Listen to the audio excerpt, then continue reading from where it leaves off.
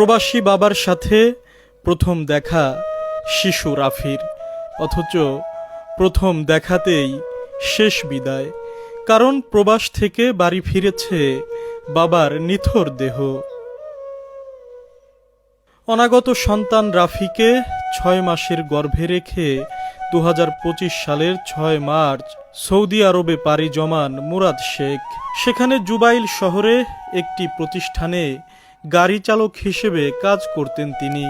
গত 23 এপ্রিল স্থানীয় সময় বিকেল 3টার দিকে হেঁটে রাস্তা পার হচ্ছিলেন মুরাদ।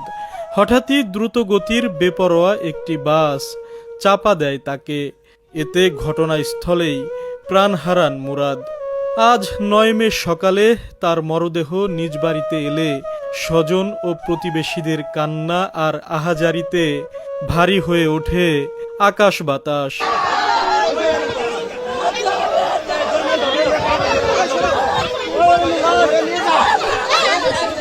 মুরাদের সেই অনাগত সন্তান রাফির বয়স এখন 11 মাস।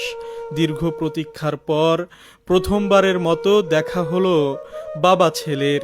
তবে ভাগ্যের নির্মম পরিহাস, দুজনের কেউ কাউকে জড়িয়ে ধরতে পারছে না আদরের ছোঁয়া দিতে। পরিবারের অন্য সদস্যদের সঙ্গে কান্না আর আহাজারিতে রাফিও শেষ বিদায় দিচ্ছে বাবাকে।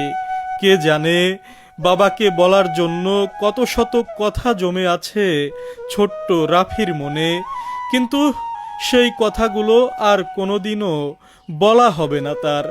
বাবা ডাকার আক্ষেপটাও থেকে যাবে তার সারা জীবনের সঙ্গী হয়ে।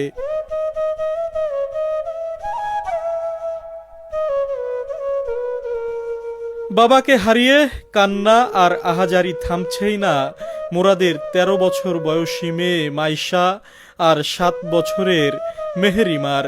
আদরের নারী ছেঁড়া ধনকে পরম মমতায় শেষ বিদায় দিচ্ছেন মা মাজেদা বেগম। স্বামীকে হারিয়ে পাগল প্রায় স্ত্রী আঞ্জুয়ারা বেগম। বারবার মূর্ছা যাচ্ছেন তিনি।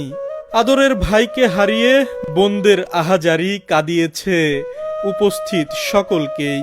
মুরাদকে শেষ বিদায় জানাতে এসে আবেগাপ্লুত হয়ে পড়েন গ্রামের শত শত নারী পুরুষ।